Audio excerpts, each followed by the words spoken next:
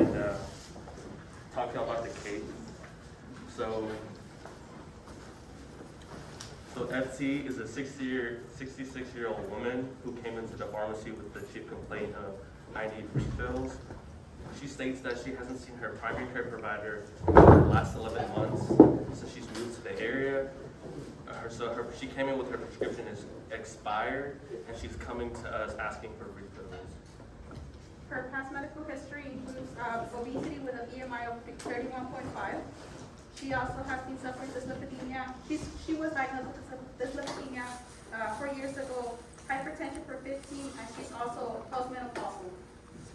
Her father, at age 74, he has extensive cardiovascular history, most notably at age 42. Her mother, medical history is unknown. She passed away when she was 61 due to a motor vehicle accident. Her older sister has hypertension and immune stroke, but her younger sister only has hypertension. The patient's social history, she's married with 3 children, all of them lived out of state. She's a college graduate, works as a librarian. She denies alcohol and tobacco use, but does occasionally smoke marijuana. She began sporadic With her exercise- children. With her children, sorry.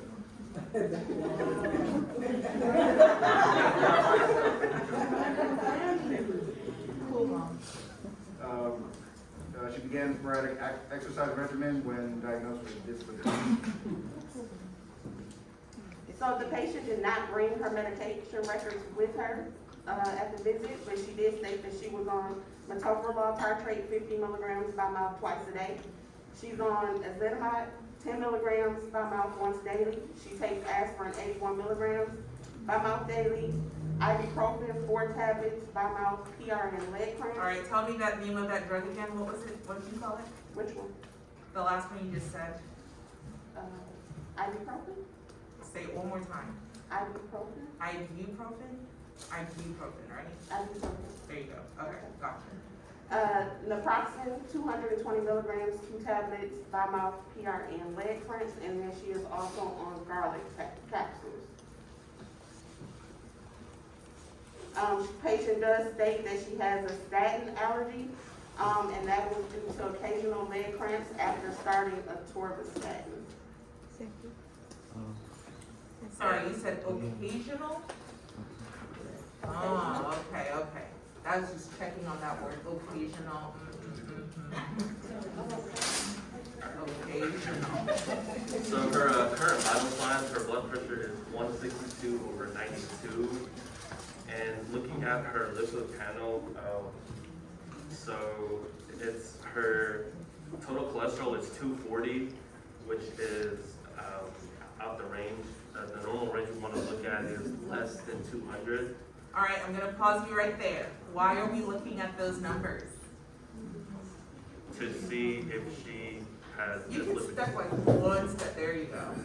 To see if she has a dyslipidemia. Oh, why do we care about that? What are we doing with that? We're using that to check her risk for ASCVD. We use those numbers to check for ASCVD risk, that is true. But we're not treating dyslipidemia, right? Right. We're reducing her Okay, risk. we're just for using those ASCVD. numbers for that calculation. Correct. And we're checking to see if like her LDL is greater than 190, right? But we're not actually treating those numbers. Correct. Okay, cool. I thought that's what you said, I was just clarifying. Okay.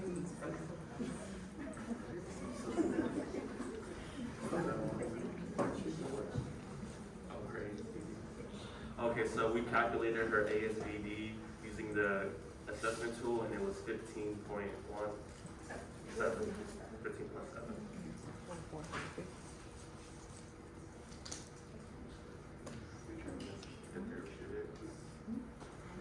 So we'll go ahead and start off by non-pharmacological. Yeah, she's a patient that is obese, but she does seem like she's trying to get more exercise in. But the only problem with her exercise regimen is not consistent, which may be the culprit for her leg cramps, her occasional leg cramps. which she thought was coming from her statin allergy.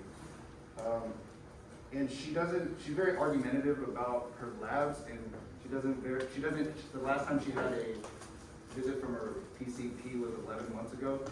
So we just want to counselor the importance of her drug regimen, how important it is to take your, see your doctor once a year so you can see if these drugs are working for you, controlling her hypertension and dyslipidemia. So again, we're not treating dyslipidemia, right? We're not. So when she comes in, we are looking to see whether she is, we can assess her compliance with her statins by checking her lipid panel, but we're not treating dyslipidemia. No. Correct. Because when you say come in and assess her dyslipidemia, it makes me feel like we're treating it. Oh, okay. So how should I say it instead of? Assess her compliance with her statin therapy. Okay. Assess her compliance with statin therapy. Awesome. I hope I'm driving the point home. It's very tempting because everything else we do, we're treating numbers. Everything else, diabetes, hypertension, we're always looking at those numbers. Even if we're treating gout, we're looking at their uric acid levels. Like we're always treating numbers, and all of a sudden they just throw this thing at us that says we're not treating these numbers, and it's very difficult to grasp. Okay. All right, keep going. Okay, so also for non-farms, we want to talk to the patient about being on a heart healthy diet and increase her intake of vegetables, fruits, and fiber. We want to counselor her, like you said, on the importance of drug adherence. We do want to talk to the patient about discontinuing her garlic capsules because there's insufficient evidence to recommend this for her high cholesterol. Did she say she was taking it for high cholesterol? No. But either way, yes, I completely agree. I would just have the conversation with her, like, can you tell me why you're taking it? And then just, if she mentions that's what it's for, you just tell her there's insufficient evidence, because maybe she's taking it for religious reasons or something, we don't know. So just have the conversation first. But yes, absolutely. Some studies have also shown for hypertension for that garlic. Oh, okay. I just know that these guidelines for the measure of safe garlic does not work. So yeah, she could be taking it for hypertension. I didn't know that the hypertension guidelines support that, but the cholesterol guidelines say do not use that. So.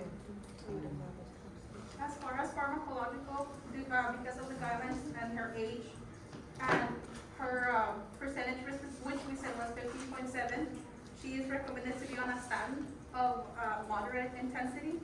So we decided to go rosuvastatin 5 to 10. The guidance is 5 to 10, so we're going to decide to go with 10 milligrams daily. We want to discontinue her naproxen and her ibuprofen. Sorry, let's pause on the statin therapy. Does any group disagree with their treatment recommendation? Group 8, tell me what you did.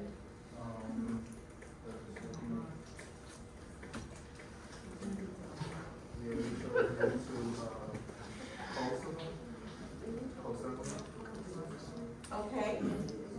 You chose to add colesevelam. Why? Well, we didn't add it, we discontinued the ezetimibe.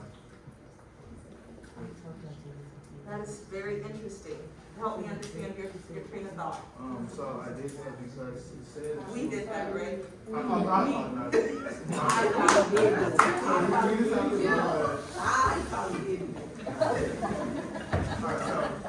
So we decided to do that because it said that she was experiencing the similar recurrence from the apastatin, and she called it an allergy. So in our opinion, it was a intolerable side effect. So she was experiencing that with the statin. She was experiencing the same thing with the how you gonna spell it? Ezetimibe, and she was taking the NSAIDs to kind of counteract those leg cramps.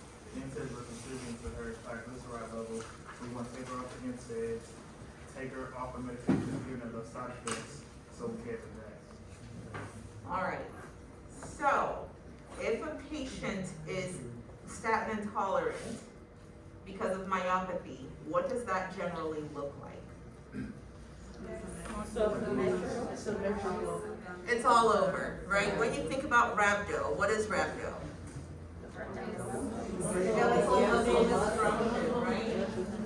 So when your skeletal muscle is, it's not going to target your legs, and it's definitely not going to target your legs right after you randomly decided, I haven't worked out in a long time, I'm going to go overdo it, right? So if it's occasional, it may not be the statin. We're not saying it's not, but it may not be the statin. So our first step would be to do what? Retry the statin. Re-challenge. And if it comes back without the random sporadic extreme workout, then we'll know it's the statin for sure. Then we can talk about going that route, okay? But because statins save lives, we don't want to be quick to get rid of it. Sometimes the patients are resistant though. So a lot of different things that we might do is if she says atorvastatin was a problem, like Group 9 did, they just chose to do Rasuva instead, right? That way if she associates it with cramps, maybe if we did Rasuva, she may not continue to have that association. Okay, so sometimes you can sort of work with the patient to be able to convince them to switch. But I would re-challenge her and just see what happens. And educate her on the sporadic exercise, right? It's okay to do a little bit at a time and work up your stamina. You don't have to just go once a month. You can maybe do 30 minutes a day, every other day until you build it up, right? So we kind of talked to her about how to go about with her physical activity. Okay? Did anybody else do anything different? You can tell me, it doesn't matter. We did something different. Okay. We had a try more, but we kept using them. Okay, all right, let's talk about that. They added Tricor. What are her triglycerides? I don't remember. 283. 283. Do we treat triglycerides? No. Well, we could. We could, right? Greater than 500. If it's greater than 500, we definitely decide to treat triglycerides. However, with her, she's not there yet. And if we give her a statin, how much reduction do we expect in her triglycerides? 10 to 40%. So at 280, is she gonna get there with her statin, moderate statin therapy? Probably. Yeah? That's what you guys were all thinking? Yes. Exactly. All right. So please do not be concerned about what you submitted with the TBL, by the way. Right? You're probably like, oh my God, our answers are all wrong. That's not what it's about. It's about getting you to think through it. So it's not going to be graded like you got this wrong. So please don't be worried about that piece. What we're looking for is your thought process and your explanation. And what I'm hearing is you guys understood all the little pieces, but putting it together is a struggle. But it's your first time putting it together, right? Second time. Okay, whatever. It's fine. Let's keep going. I have a question. I just have like a fellow item. Her HSCRP is like 4.6. She's at a super high risk of cardiovascular event. She hasn't been to a PCP in the last 11 months, so she may or may not be adherent. Like when she's having side effects that may or may not be contributing to her not getting the medication. So I just wondering, like, looking at all of that and being that she's so high risk for cardiovascular events, and like she has shortness of breath and walking before like she could have heart failure kind of thing. I just wondering if like given a statin, even though she already ordered as an allergy, like she's 66, I'm allergic to statin. It's like she's 66, she's not going to take it. She's allergic. That's just like my take on that stuff. All right, so JD has some really good points, right? She, although you calculated her ASCVD risk to be 15.1, she has some additional things that make us go, One of them is her high, CRP levels, right? That's an emerging risk factor, but it's definitely greater than 2 to 3, right? What else does she have that could be contributory Familial premature. to her high risk for ASCVD? Smoking. She is is she an active smoker? No. Yeah, for whatever reason, that other type of smoking doesn't count against her. But, She has a strong family, okay, so family history only counts against us if it is early cardiovascular disease, right? If your grandfather died at the age of 85 from a heart attack, we don't count that against you. If your father died at the age of 45 from a heart attack, that counts against you. Does that make sense? So it has to be early cardiovascular disease. but his first one was at 42. That's a problem, so we count that, so she does have a family history. Anything else? She has dyslipidemia, so Wait, what? You meant hypertension, she has hypertension. in her past medical history, her dyslipidemia. I know, the doctors write a lot of things. 4 years. I'm sorry, hypertension. Hypertension, So, okay. Hypertension is, under the risk enhancing factors, if she has a persistent elevation of triglycerides higher than 175, then that could also be a factor. so what do we call that when they have high triglycerides? Do we call it dyslipidemia or do we call it hypertriglyceridemia? Triglyceridemia. All right, perfect. And another thing too, like, because she was on metoprolol tartrate and the blood thinner, can't you kind of assume that there's some type of heart therapy within her regimen? Metoprolol succinate oil? No, tartrate and aspirin. Tartrate. Tartrate. Tartrate and aspirin. Yes. The aspirin is probably for cardiovascular risk reduction. Metoprolol tartrate might. Just because we have like subjective information, not necessarily her record, so like she's looking at it, I just feel like all that can be included. So yes, JD, your point is 100% right. She is at high risk for cardiovascular disease. But that is all the reason why she needs to be on a statin. So a lot of times patients will tell you they're allergic to things. And then when you talk to them, they will tell you like, oh, after I took it, my stomach felt bad. Or, so you have to talk through these allergies when they tell you they have an allergy. So a lot of times there'll be allergies in the patient's chart and I ask them to determine whether it's a true allergy. If they ever tell me anything about, it gave me problems breathing, my, throat started to close up, I needed an EpiPen, that's an allergy. An occasional leg cramp is not an allergy. So, although she might be resistant, we have to talk to her. We have to educate her, like, this is what this is what an allergy really would look like, or this is what intolerance to statins would look like. But let's try this, and then if X, Y, and Z happens, then we'll know for sure. So we'll see you back in, 4 weeks or whatever. But what your point is very strong, which is this patient is at high risk for ASCVD. Even though when we calculated showed us 15.1, which is still, substantial, there are other factors that are thrown into that case that tell you, yes, this patient should get a statin, okay? That may not be factored into that equation for that 15.7 or whatever. Yes? So just like hypothetically, what if she was allergic to the statin? Hypothetically speaking, could you then leave the Zetia and like add a fenofibrate or something?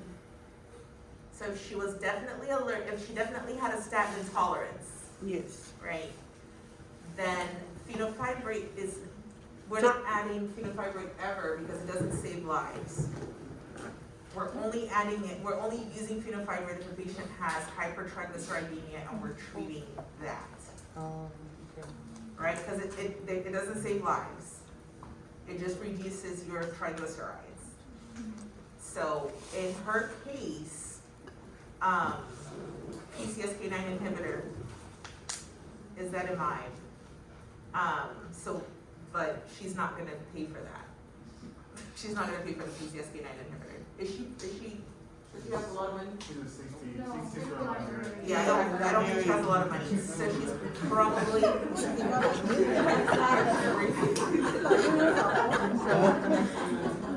So she may not wanna pay that copay. Alright, but we can always work on some copay assistance things for her if that's going to be her only option, Okay. right? But is that in mind on PCSK9, because that's what the guidelines say will work, or will save lives. I have a question for Ace, Jamie's group. So is the metoprolol tartrate working? Her pressure's still kind of high. Right, no, so next thing. And she's stage 2, so she. What are we gonna do? We're gonna We keep? added low sartan. Low sartan, we added an R. Okay. Yeah, that's what we chose to do. That's what you did. That's what we chose to do.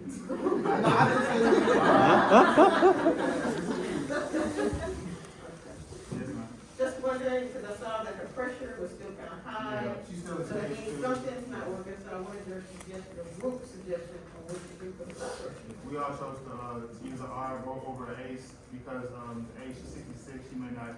If she's taking ibuprofen to negate, parents I can say always listen to negate an ACE call. So just put her on an R, just reduce those symptoms and get her blood pressure up. Did anybody do anything different for her hypertension? So, so we actually, because the patient is not in hearing, we don't know, we, I guess, are assuming that her pressure is still high because she hasn't been taking her med. So we wanted her to get started back on her med and then see, So you wanted to keep her on the beta blocker? Yes, that's what we went with. Because she was prescribed it. And the rationale was because we don't know what she was doing right before. I forgot which professor was just telling us that these values, we're not sure what if she just came from the park and that's why it's elevated. Or maybe she hasn't been taking her drugs regularly, so we don't know for For sure whether stage we 2 though, change stage 2? I'm sorry? Stage 2? So she is stage 2, but we only have the one value. So we were also we only had the one value to go off of. So we wanted to also counsel her to start taking her own blood pressure at home once she's on the med so that we can see, so we can get more values to determine whether or not a second agent needed to be added. So I like the at-home monitoring recommendation. This patient definitely has hypertension. Whether or not she just ran up the hill or whatever, she still has hypertension. I am assuming that your medical assistant let her sit down for at least 2 minutes. Her feet were planted on the floor, her arms were whatever, I'm assuming that all of that happened, right? So even though back in the day there used to be like, oh, there's white coat hypertension, there's something wrong with her hypertension. There's a problem there, right? If it was like a little bit, then we could say, oh, okay, maybe it's just because all of those things, right? But this is stage 2, she has hypertension. But I'm curious about but I don't know what you guys learned, so let me not delve into hypertension too deeply, but beta blocker? Does she have any other indication, any other reason for needing a beta blocker? Based on what you know? Just for contractility. Does she have heart failure? No. Alright, so Jamie, I see that you're suspicious that she may have.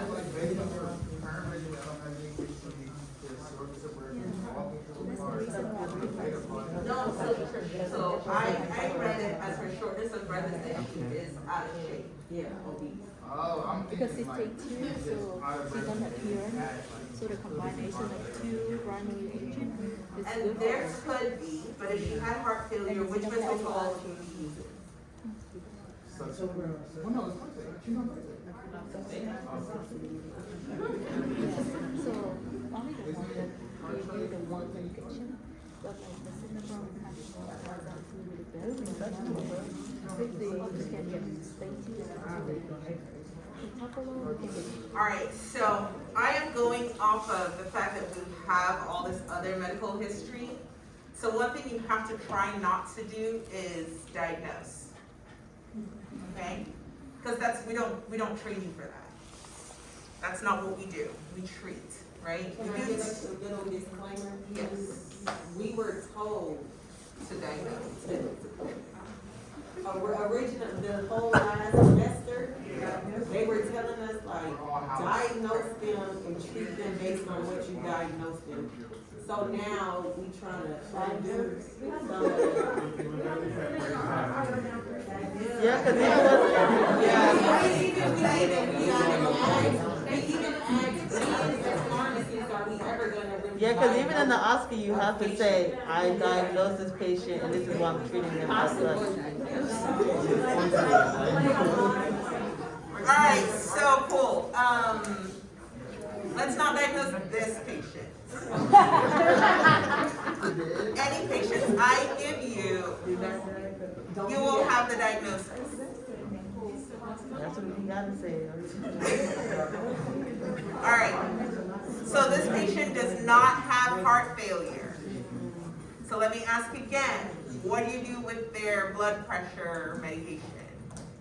Well, we did it based off the, when we calculated the risk, and they told us to use an ACE inhibitor or the thiazide. So we used the combination of the lisinopril with the hydrochlorothiazide. I second the motion. I would do that.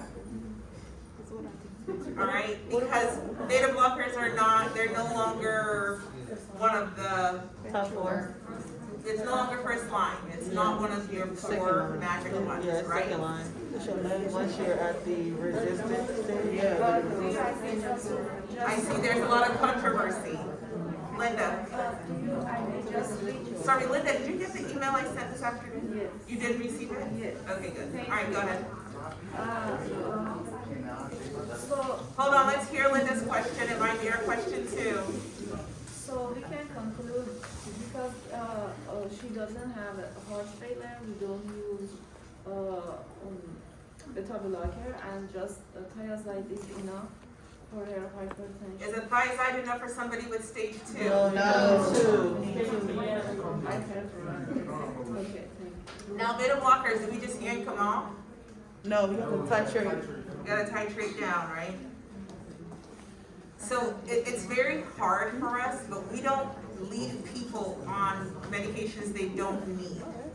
That's what pharmacists do, right? When we look at it, we decide whether or not they need it. That reminds me, you guys decided to do rosuvastatin 10. What happened to ezetimibe? We're discontinuing it. You discontinued it. Does anybody agree or disagree with that decision? Ezetimibe. How do you feel about that choice? Did anybody choose to leave the ezetimibe after they added a statin? Okay, tell me why.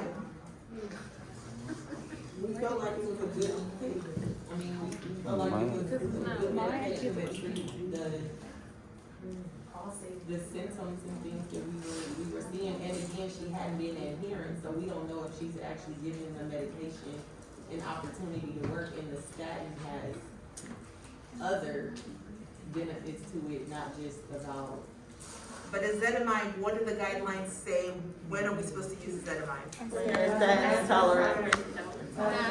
Tolerate the statin. If you're statin intolerant, you get ezetimibe. Yes. When else can you get ezetimibe? When you're at the maximum tolerated dose. You're on the maximally tolerated dose of a statin, Mm-hmm. and you're still not, Thinking that deep. if you have clinical ASCVD, your LDL is still not what? Less than 70? Or less than 100 for the Diabetes. people with primary prevention, right? You guys remember that? Yes, yes, okay. So, if you are one of those people, then you would have your statin plus ezetimibe. Does she fall under that category yet? No. We don't know yet. We need to give her a statin and see what happens, and she actually needs to take it for at least, how long? Before we reassess? 4 to 12 weeks. Right? 4 to 12 weeks before we bring her back and check. You can bring her back at 6 weeks if you're suspicious about her adherence. But she's not coming back, cause she'll come back in school, give her 3 months, okay? You can call her in between, but don't have her come back. So you would discontinue? I would discontinue the ezetimibe. Another question, any reason why they would mention she's menopause, post-menopause? Somebody from another group, they're trying to go sit down, so. Oh, no, you're not ready. Somebody from another group, why would they mention anything about You menopause? guys can go sit Don't down. have anything to do with it.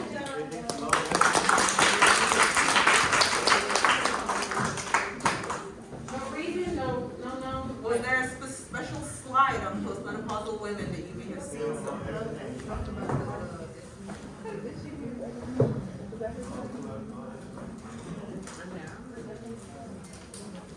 So if I was suggesting you stop the Pantoro and you stop ibuprofen. Oh, yeah. Okay. Does anything? Nobody said anything, can we get some help? Just eat the corn. And then I will ask the both of us and that's what I asked. But we need to finish one first. So, what were we supposed to do, find something to treat it? I was just wondering, why would they put it in the case scenario? They put it in there, I know that I had seen it on the previous slide. So, what are we supposed to add? Estrogen? No. I'm just asking, they still say that she's at risk for this ADHD. So you have some other things to work with. And I'm just bringing those notes from the lecture just in case. Pass it up on your. I still don't, so is the takeaway here just to say it can increase the CAP stroke? and- Something to consider. It must didn't say change anything, it's just something to consider.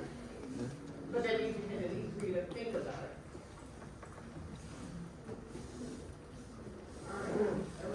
Second case.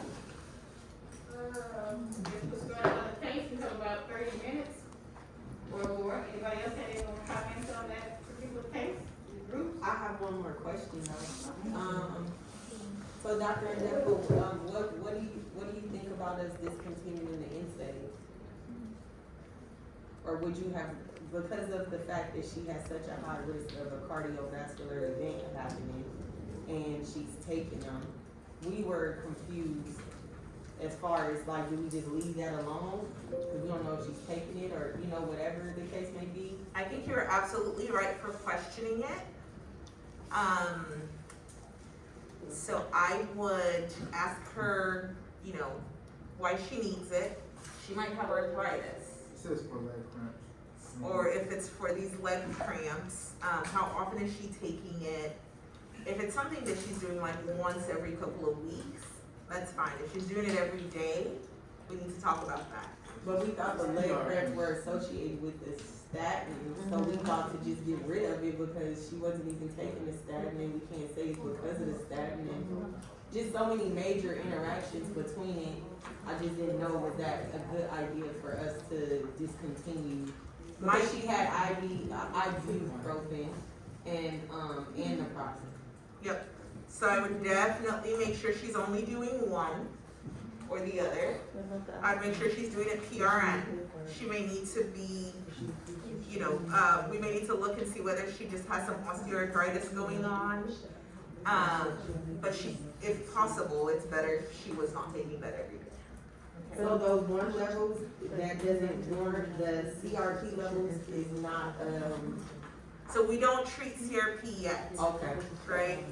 CRP is an emerging risk factor, but we don't look at your CRP levels and start treating it. But we do know that statins reduce CRP levels. Okay. So we're excited that she's gonna get on a statin and that should help with, reducing that CRP level, but we don't treat that number yet, because it's still an emerging risk factor. Okay, thank you. Yep, but definitely the NSAIDs are not a great choice for her. So do you remove all three, or you can at least keep the aspirin? Remove, Aspirin is for her health, right? Yeah, she's taking 81 milligrams, so. So there's been a lot of changes to whether you should use aspirin for heart health or not. You're going to learn about it, I think, next week or the week where you guys start heart stuff. So I'm gonna pause on it because I'm not 100% sure, like, all the intimate details about who should still be getting it, but right now, most people are not supposed to be getting aspirin anymore. And so what is your take on like the slide where you said certain drugs that can cause an increase in like certain like panel levels? So last week, we were told like if you look at your labs, you also need to look at the drugs that could cause it. So one of the things we were thinking, well, take it off metoprolol because metoprolol can cause an increase in triglyceride. So then that's why we removed it. So I wasn't sure if that was a great rationale versus what some people were saying because of the secondary line versus first. So I wasn't sure. So you definitely need to be aware of drugs that can affect your labs or that can contribute to elevated whatever else, right? So if you had a compelling reason to keep the patient on metoprolol, then you would. Yeah. But because you were already iffy on whether they should or shouldn't be on metoprolol, that's a contributing reason to get rid of it. If a patient has been on a thiazide diuretic for 20 years and their triglycerides are 200, I'm not going to DC the thiazide, right? Because it's barely elevated, it'll probably be taken care of by giving them, you know, whenever they get on the statin or whenever their diabetes gets under control. So it's really, I know that a lot of times when you look, you want to be able to make a black and white decision. Yeah. But sometimes you just can't, right? If this patient really has, if she really has osteoarthritis, for instance, she may really need to take an NSAID every day. But if the triglycerides was like in the 500s? We'll treat it. Okay. So it's okay, so you still keep the thiazide? So in the case of the thiazide, there are other options for her diabetes, for her hypertension, that are not on that list. So I might explore changing that, but her thiazides are not what is bringing her. Yeah, that's not the cause, but we're just like, okay. 500, no. Okay, yeah. Okay, we have the other case, and do we have any volunteers?